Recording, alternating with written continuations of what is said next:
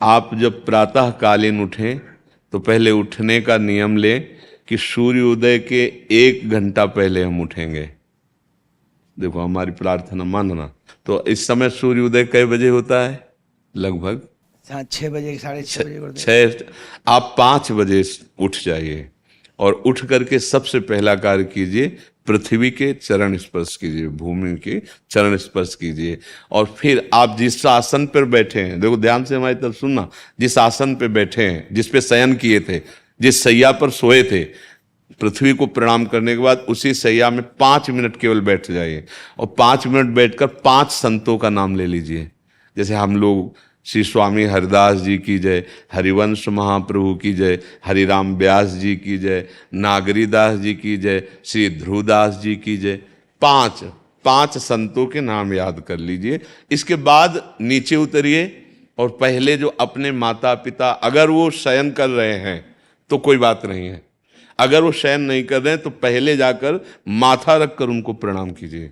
इसके बाद आधा लीटर या 1.25 लीटर जितना आप जल पी सकते हैं, उस जल को आप हल्का सा गर्म करवाइए अपने माता पिता से, जो भी आपकी सेवा में हो, या अगर आप स्वयं कर सकते हो तो स्वयं हल्का सा।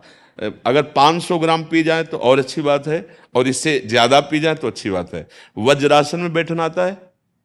वज्रासन जानते हो आप लोग? देखो वज्रासन, वो देखो बैठ रहे हैं, ये दोनों पैरों को ऐसे करके इसमें इससे बैठकर जल पिया जाए। ये आपके ब्रह्मचर्य की रक्षा करेगा, कब्ज नहीं होने देगा और आपके मस्तिष्क की गर्मी को ठंडा करेगा। ऐसे वज्रासन में बैठकर धीरे धीरे 5 या 10 मिनट में जल पिया जाए, एकदम ना पिया जाए। गिलास में लेकर के 500 ग्राम जल धीरे धीरे उसको पिया जाए।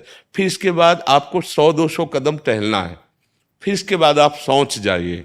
शौच, अगर आपका पेट साफ हो जाता है, अगर नहीं साफ होता है, कोई ऐसी परेशानी लगती है, तो 1 चम्मच ईसबगोल की भूसी और छोटी हर का आधा चम्मच अगर रात्रि में दूध से या पानी से ले ले तो वो बार बार शौच नहीं लगाएगा, पर आपकी आंतें साफ हो जाएंगी। शौच जाने के बाद स्नान करें और फिर तुरंत, अगर आपको व्यायाम आता है तो करे, नहीं तो सीधा सरल बात होती है, 20 बार बैठ जाए बैठक और 10 बार लेटने वाली दंड। और इसके बाद जो अनुलोम विलोम, जो इससे खींचे इसे छोड़ दे, इससे खींचे इसे छोड़ दे। इसके बाद दोनों हाथ ऐसे करके 7 बार ऐसे करे, सीधा खींचे और सीधा छोड़ दे। इतना ही तुम्हारे लिए प्राणायाम की आवश्यकता है। अब अपनी दिनचर्या में लग जा। जो पढ़ाई का कार्य दिया गया है, आगे तुम्हें और भजन की बात हम नहीं कह रहे, जो पढ़ाई का कार्य दिया गया है वो भगवान की ही पूजा है। आपकी दिनचर्या जो आपको अपने गुरुजी या टीचर जी को जाके प्रमाणित करनी है, कल जो पढ़ाई गई थी आज के लिए, वो आप सुबह सुबह उस समय व्यायाम के बाद, तो आप देखना आपकी स्मृति बहुत प्रवीण हो जाएगी।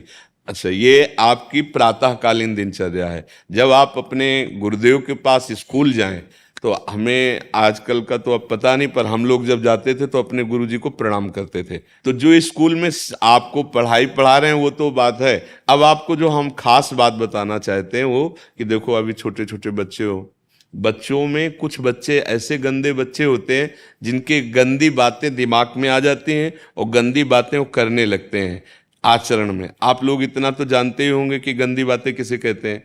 आप लोगों के पास अगर मोबाइल है तो कभी गंदी बात देखना नहीं।